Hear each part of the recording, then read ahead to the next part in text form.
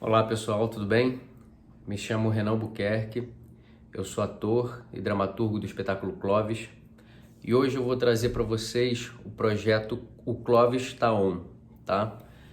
O intuito desse projeto é abrir, falar um pouco sobre o processo que culminou no espetáculo Clovis, tá? E eu vou passar por alguns aspectos desse trabalho. A partir da idealização, eu vou partir para pesquisa, dramaturgia, encenação e figurino. Então eu vou trocar uma ideia com vocês aqui, vou falar com vocês um pouco sobre como foi pensar e como foi criar, da vida a esse espetáculo. Então, começando a partir da idealização, em 2020 eu fiz, na verdade, 10 anos desde que eu comecei a estudar e a trabalhar com arte cênica, Eu sou formado pela Casa de Cultura Eduardo Cabuz, em Santa Teresa, e desde então eu venho me aperfeiçoando, estudando cada vez mais na linguagem do teatro físico, do teatro de pesquisa e tudo mais. E aí a gente passa por diversos teatrólogos, que nos ensinam a usar essa ferramenta física para contar uma história. E para fazer esses 10 anos, para celebrar esses 10 anos de carreira, eu precisava de um elemento, precisava de um símbolo que me conduzisse para a criação de uma história e que fosse bastante simbólico para mim, pessoalmente, Não só uma coisa distante, mas uma coisa bem próxima que eu pudesse falar com uma certa tranquilidade e propriedade também, Então, eu busquei nas minhas memórias, de infância, desde então, desde antes, algum símbolo, alguma figura que me trouxesse muita textura, me trouxesse muitas singularidades, me trouxesse muitas alegorias, que pudessem me ajudar a criar algo singularmente original. Então, eu buscando essas memórias, passei por diversos universos, mas o que mais me cativou e o que mais me mexeu comigo e sempre mexeu foi a figura do bate-bola, Foi a figura do Clovis, que está presente na vida do suburbano carioca, desde muito cedo, Eu acho que não diferente de qualquer jovem, de qualquer criança do subúrbio carioca, eu sou da Zona Oeste, sou de Campo Grande, mais precisamente de Santa Margarida, do lado de Cosmo, Paciência, Inhoaíba, enfim. Então essas figuras sempre foram muito presentes aqui. E elas sempre mexeram muito com o meu imaginário, E a figura do Clovis, do bate-bola, ela é muito controversa, Ela é muito multifacetada, ela tem várias singularidades, ela tem muitas faces que nos ajudam, a entender um pouco, pesquisando um pouco mais, sobre as singularidades e sobre as camadas de sentido, que o subúrbio, como as relações no subúrbio elas são criadas. Então acho que a figura do bate-bola, para mim, pelo fato dela ser tão multifacetada, a gente pode encontrar vários elementos nela que nos ajudam a compreender um pouco mais como se constroem as relações aqui no subúrbio. Então, a partir da figura do bate-bola, a gente conseguiu dar início a essa pesquisa, para a gente futuramente levar isso para a cena. Então é isso, a figura do bate-bola, ela é um símbolo muito forte, justamente por conta dessa contrariedade que existe através dela, porque ela ao mesmo tempo que ela é uma coisa linda, fantástica, ao mesmo tempo ela, dentro da realidade, ela também se transforma numa figura violenta que corre atrás e que bate na gente, que corre atrás, invade quintal para bater nas crianças, meio isso assim, para assustar as crianças, E ao mesmo tempo essa coisa do oculto, porque a gente não sabe quem é, quem tá ali. E geralmente é as pessoas que convivem com a gente no dia a dia, mas no carnaval isso se torna muito mais belo. Então ela é uma figura que atravessa a gente de muitas formas, E essa história, a gente... porque é complicado a gente falar de onde surgiu naturalmente ela, mas a gente tem algumas tendências, porque a tradição popular ela é passada pela oralidade, então é muito complicado a gente ter alguma coisa certa para dizer.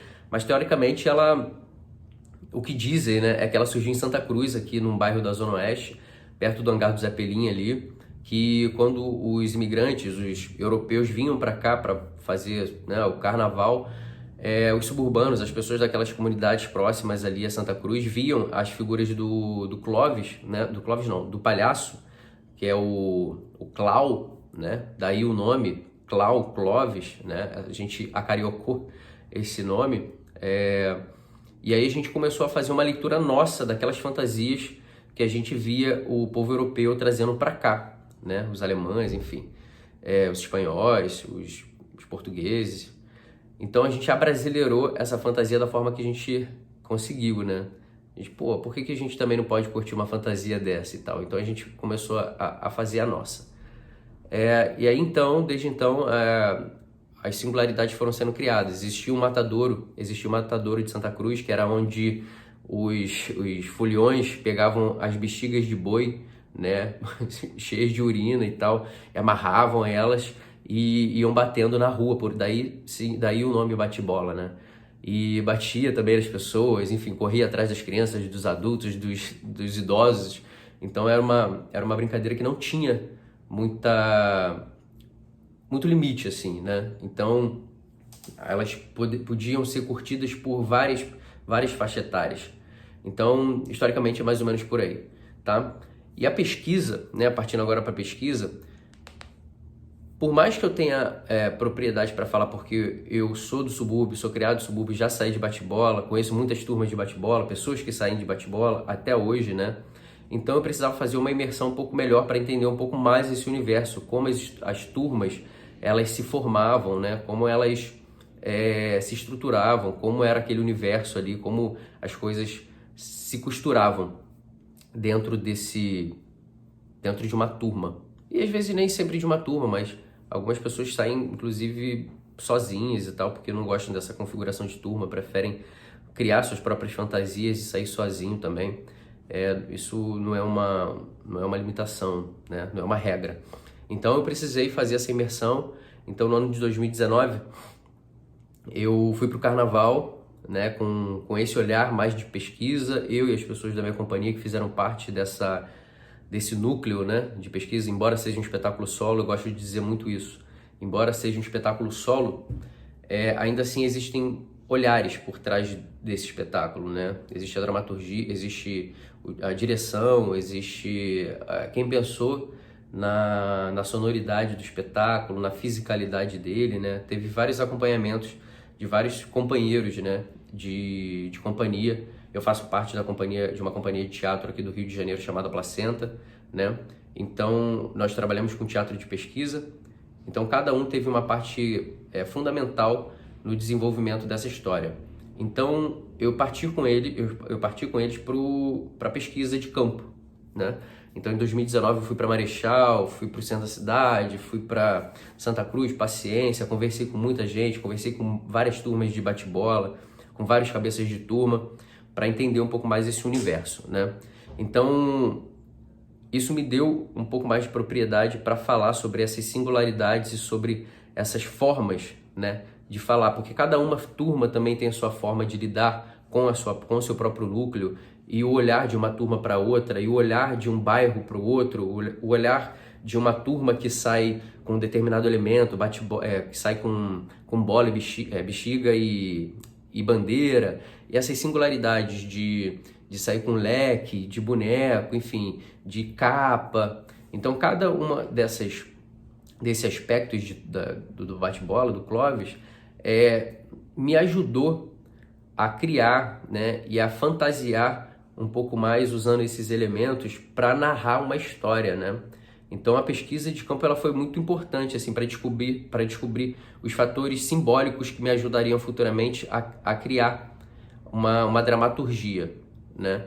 Porque até então a gente tinha um elemento, né, que era o bate-bola, o Clóvis, mas a gente ainda não tinha uma história, a gente ainda não tinha um enredo, né, para contar, para transmitir essa história para o público. A gente sabia que o Clóvis era o nosso norte, né, mas a gente ainda precisava criar elementos para criar um universo, né? Criar uma história.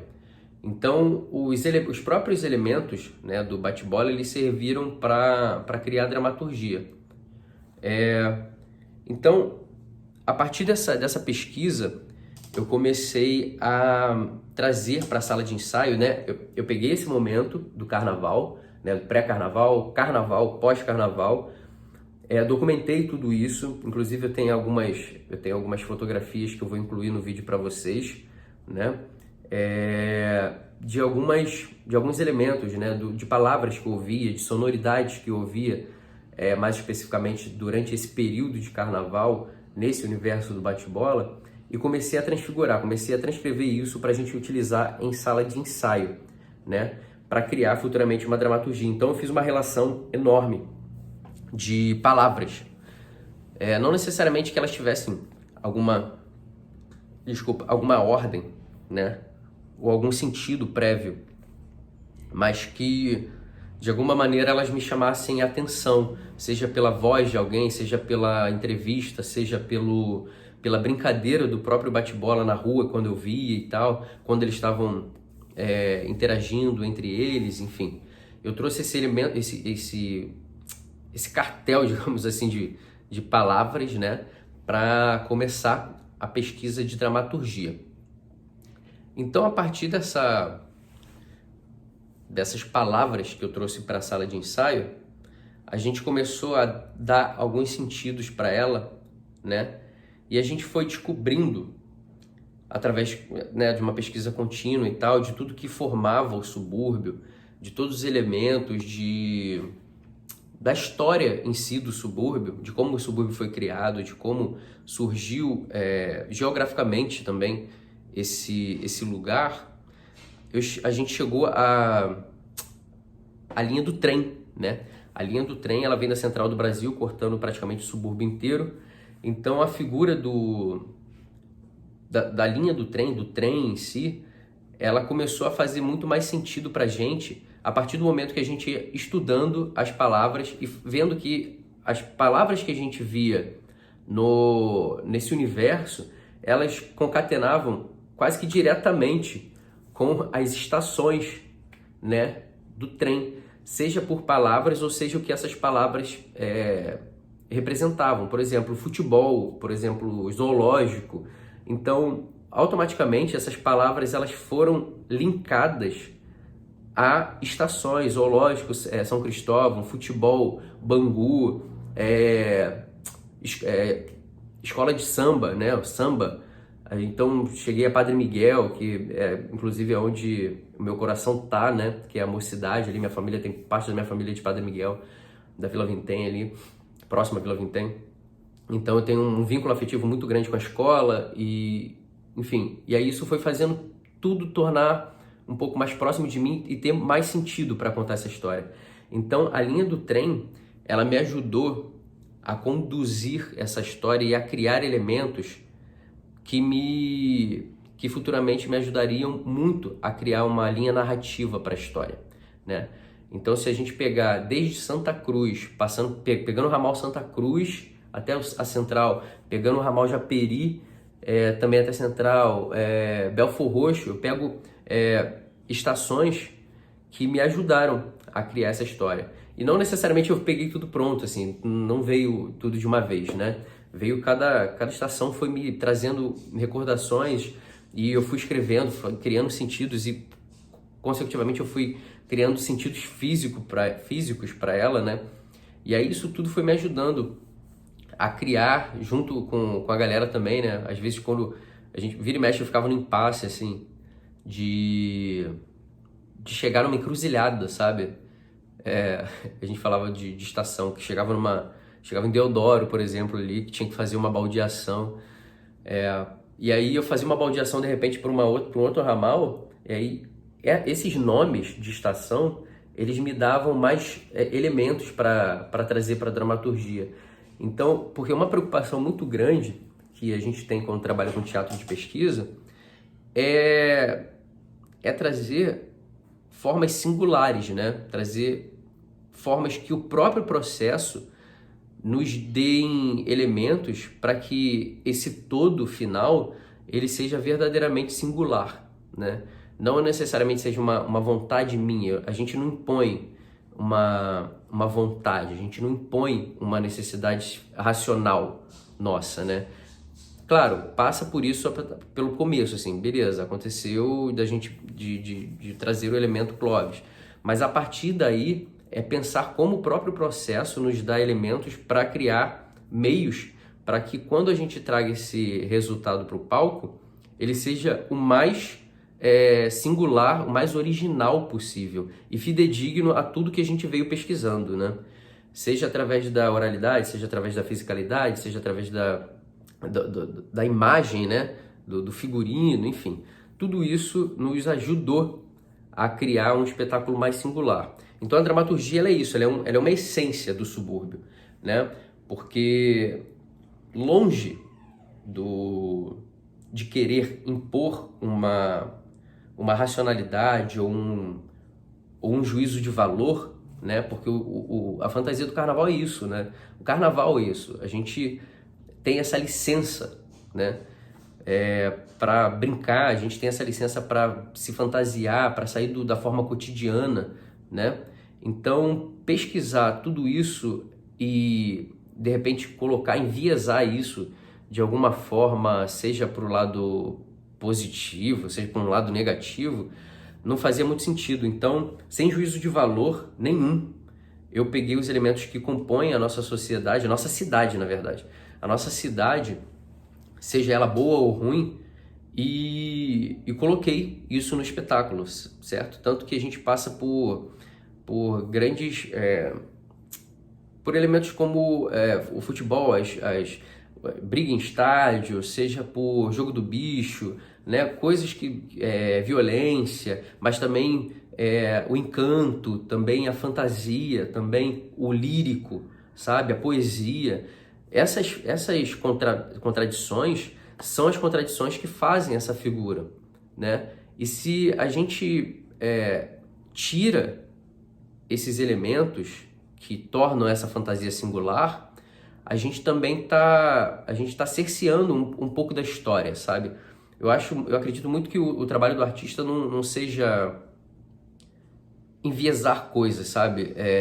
Dizer a partir de um ponto de vista que me agrade ou que agrade a um certo determinado tipo de público. Eu acho que o trabalho do artista, do ator, é pesquisar e ver que justamente são essas contradições e são essas singularidades, seja ela em qual aspecto for, tornam e fazem a nossa sociedade e a nossa cidade como ela é. Então, fazer isso de uma forma direta, sem tirar nenhum aspecto, torna esse espetáculo, para mim pelo menos, e para quem vê acredito também, um retrato mais singular, um retrato mais fidedigno do que é essa cidade, né? Então, essa dramaturgia, ela simboliza, ela é uma essência também. Ela é uma essência, na verdade, simbólica e física do que é essa cidade do Rio de Janeiro, com todas as suas comunidades e todas as suas contrariedades, né? Então é isso, a parte da dramaturgia é isso. E aí passamos para a encenação, né? A encenação, como eu já tinha falado anteriormente, a encenação, era uma vontade minha fazer que esse espetáculo fosse um espetáculo solo físico. Ou seja, que esse espetáculo trouxesse elementos apenas, né, que fisicalizados, né, que juntamente com o figurino, essa forma física juntamente com o figurino, pudesse representar e contar uma história, não necessariamente com todos os elementos de um teatro, né? Porque quando a gente pensa em teatro, a gente pensa em tudo. A gente pensa em iluminação, pensa em um cenário grandioso, pensa em uma quantidade de atores razoável, sabe? E, na verdade, isso de fazer o espetáculo solo, ele surgiu por duas coisas, assim. Por uma vontade minha de contar uma história sem precisar de muitos elementos, né? Que a gente tem várias referências aí, que a gente chama de teatro no osso, né? Que é você não precisar de nenhum desses tipos de elementos, de iluminação, de cenário, enfim. sonoplastia, para criar um espetáculo. Embora eu pensasse dessa forma, ainda assim eu não consegui de criar esse espetáculo de uma forma totalmente no osso, assim. Eu ainda uso, sim, elementos como figurino, ainda uso algum tipo de sonoridade, enfim. Iluminação ainda que básica, ainda uso uma certa iluminação, mas não é aquela coisa que seja determinante para a compreensão da história e para a contação dela, né? Ainda, mesmo que seja poucos elementos, ainda assim eu priorizo a contação dessa história a partir da construção física dele, né? Eu uso o próprio corpo para dar vida a essa história. Então a encenação ela é isso, assim, a gente começou a partir dessas palavras que eu peguei, que eu falei para vocês, né, que eu trouxe esse ramo de palavras no meio desse universo, eu fui fisicalizando elas, né? Junto com o trabalho de direção, o Gabriel ele me ajudou a trazer fisicalidade, né, a princípio dessas palavras, e a partir dessas fisicalidades eu fui concatenando todas elas, fui juntando cada palavra, cada fisicalidade de palavra, e isso foi me ajudando a começar a criar um fluxo de imagem, um fluxo de movimento da peça que futuramente viria a ser o que se formou o espetáculo, né? A partir do início ele é só um embrião, né? O movimento é só um movimento que simboliza para mim, né, o que aquela palavra quer dizer. Só que quando você começa a procurar, quando você começa a concatenar todos esses movimentos, todas essas formas que simbolizam essas palavras, você começa a criar um jogo, né? Você começa a criar um jogo ali, uma dinâmica, um ritmo, e começa a fazer um sentido. Então, a partir dessa fisicalidade das palavras, a gente começou a criar, né, o fluxo de narratividade dessa história. E aí eu trazia isso para o papel, trazia isso para a sala de ensaio, e cada vez essa ordem de sala de ensaio, dramaturgia, né, escrever e documentar isso e acrescentar isso de uma forma um pouco mais, né, racional do que foi do que foi criado na sala de ensaio, isso começou a somar, começou a criar uma massa maior, né? E aí a partir desse caminho de pergunta-resposta, pergunta-resposta, pergunta-resposta, a encenação ela começou a ser criada. E deixa eu ver aqui, que eu tenho uma colinha aqui, tá, gente, para eu não me perder. E aí isso começou a criar os elementos que conduziam essa história. São elementos físicos que conduziam essa história, né? Basicamente é isso. Mas a partir também dessa ideia, né? Porque o corpo, ele absorve, né? O corpo tem história. O corpo, ele tem memória. E como eu sou suburbano, né? Nascido e criado em comunidade, existem elementos nesse universo da comunidade, do subúrbio, que me ajudaram, né, a criar de forma singular esse ser, né, que conta a história. Porque todas essas memórias que foram criadas dentro do meu convívio, seja o futebol de rua, seja subir em árvore, seja pular arame farpado, seja correr sei lá, de correr de cachorro na rua, pular o muro do vizinho para pegar a bola que caiu, pular alambrado,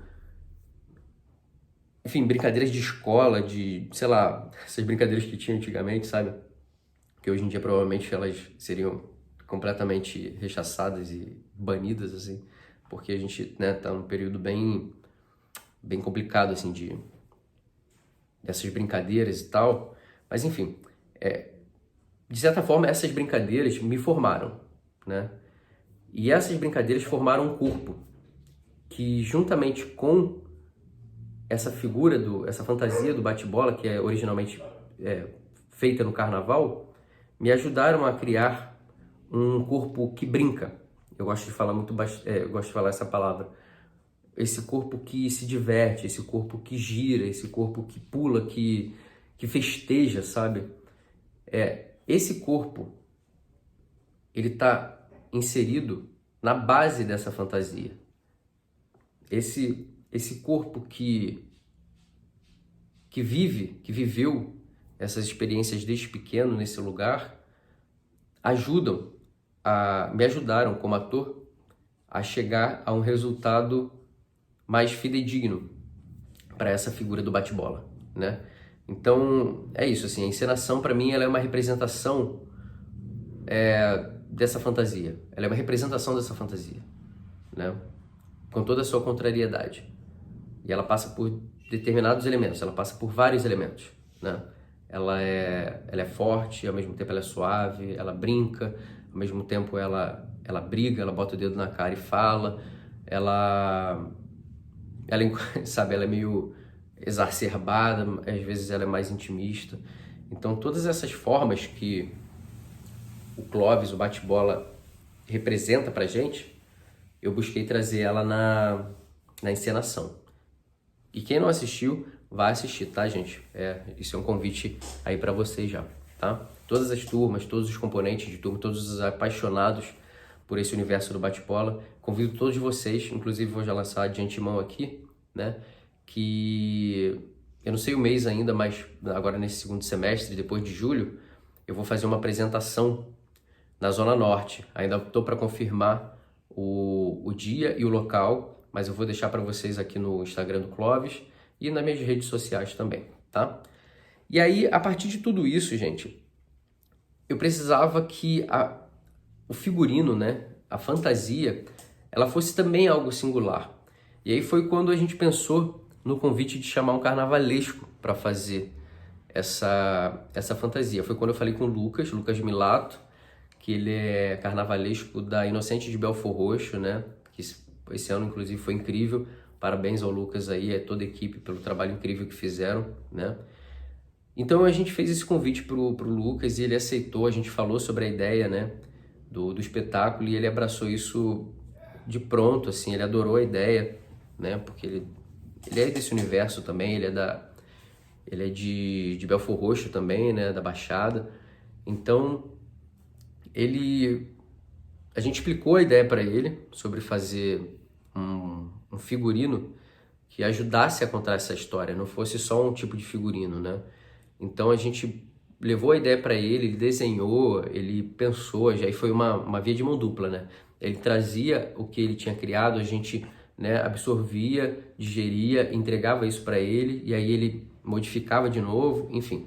A gente ficou nesse processo de acrescentar, né, de acrescentar informações, também junto com a sala de ensaio, ele ia ver a sala de ensaio, ver o que isso dava para ele de inspiração, e aí tudo isso ajudou ele a criar esse figurino que teve 3 camadas, assim. Esse figurino, ele buscava, a gente buscou que fosse um figurino versátil, né, que ele ajudasse a contar a história desde o início, que passasse um figurino para o início da peça, um para um ponto-chave do meio da peça e um que finalizasse esse espetáculo, essa peça, né?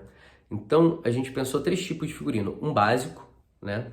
Que nas fotos dos espetáculos, ou quem acompanha, quem já assistiu o espetáculo pode ver que é um figurino bem básico mesmo, mas que representasse uma época já ida, né? No caso, o meu ponto de pesquisa foi os anos 80, porque eu vivi os anos 80, início dos anos 90, né? Minha infância foi por ali. Então, trazer essa memória para essa década também ajudou a gente a criar essa linha dramatúrgica e imagética do espetáculo. Então, o início do espetáculo, ele tem uma linguagem mais crua, com um figurino mais voltado para essa década dos anos 80, né? Com suspensório, com uma camisetinha básica, né? Com uma bermuda, é quase uma capri, né? Que era bem característico daquela época ali, né? Das pessoas mais simples e tal.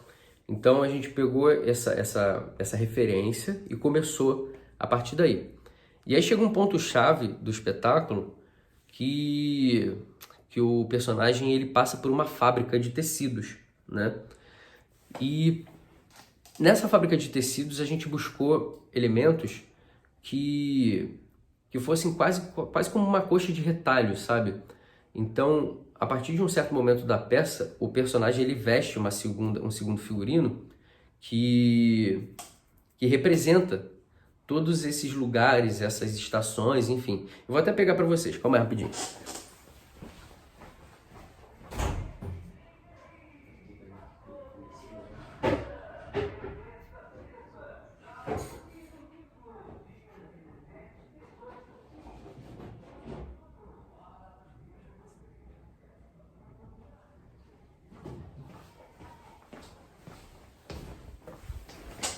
Então esses elementos, ó, essa parte que eu tô falando para vocês é essa daqui. Essa daqui é a mochila que eu carrego para cima e para baixo, né?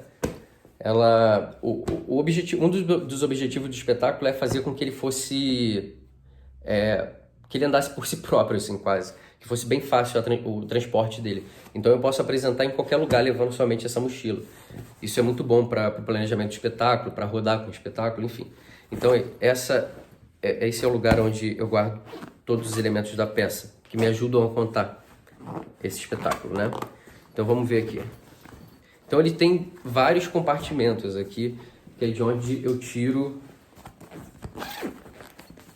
o que me ajuda a contar o espetáculo, tá? Essa aqui é a camisetinha básica, né? Que eu falei para vocês. Já está um pouco gasta, mas essa é a intenção mesmo, fazer com que ela esteja a cada apresentação mais gasta e que ela ganhe memória, né?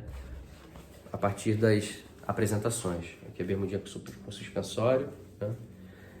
Isso aqui é legal, gente, porque isso aqui eu boto uma bolsinha que tem algumas coisas que me ajudam a contar essa história aqui dentro, tá?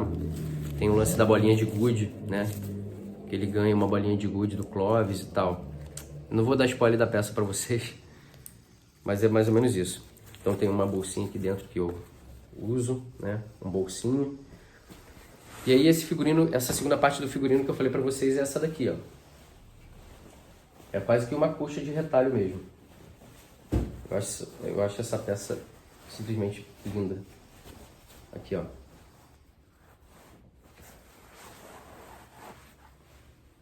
Né? E ele veste esse segundo figurino aqui. Vocês podem perceber que ele também tem características, né? Ele também tem elementos que são ligados à peça. Bangu, Futebol Clube, as estações de trem, os ramais, né? Então tudo nesse figurino, ele nos ajuda a compreender e me ajuda a contar essa história, né? Por si só. A singularidade vem a partir dessas coisas, eu acredito, assim. Então é muito bonito esse segundo, que é quando ele passa pela fábrica de tecido. E aí tem os elementos que são naturais do Clovis, né? Que é a bexiga. Eu tenho até que dar uma reformada nela, porque ela tá... né? Ela furou, então tá meio murchinha, né? Tem que dar um remendo nela aqui. Essa daqui é a máscara. Aqui é a máscara que eu uso, do Clovis, né? E outros elementos. Vamos ver.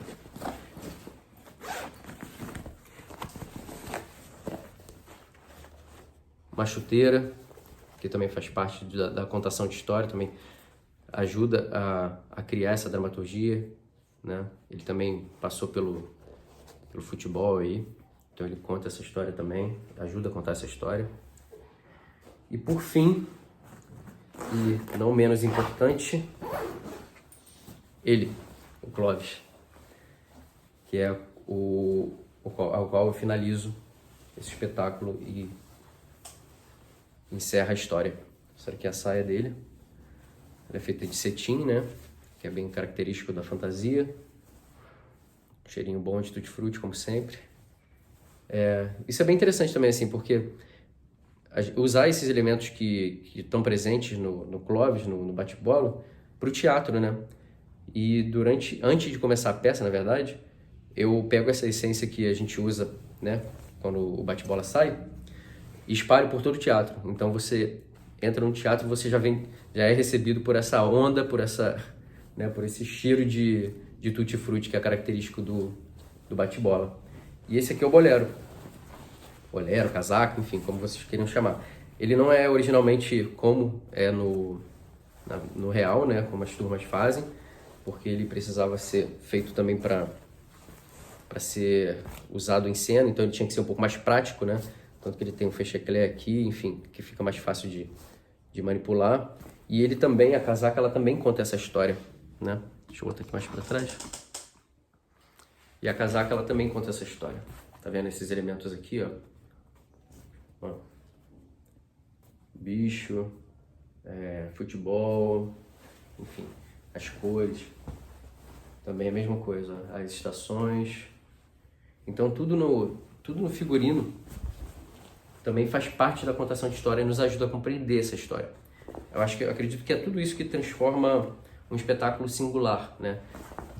Se você, eu acho assim, se você coloca esse figurino para alguém ver, para alguém, né, do universo, óbvio, e até para quem não é do universo, mas que esteja disposto a ler essa figura, eu acho que a pessoa ainda assim consegue entender algumas simbologias principais, as principais simbologias que estão nesse figurino, né? Então é isso. Essa daqui é a capa, que é um Clóvis de capa, característico também dos anos 80, né? 80, 90, enfim, dos bate-bolas antigos.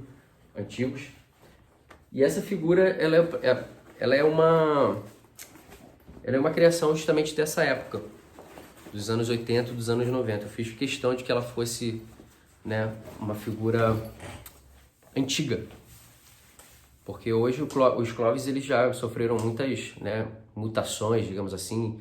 Ele evoluiu, ele já tem outras características, cada turma também tem a sua característica, mas por nostalgia talvez, esse bate-bola mais clássico, esse Clóvis mais clássico foi a pedida assim, para esse espetáculo.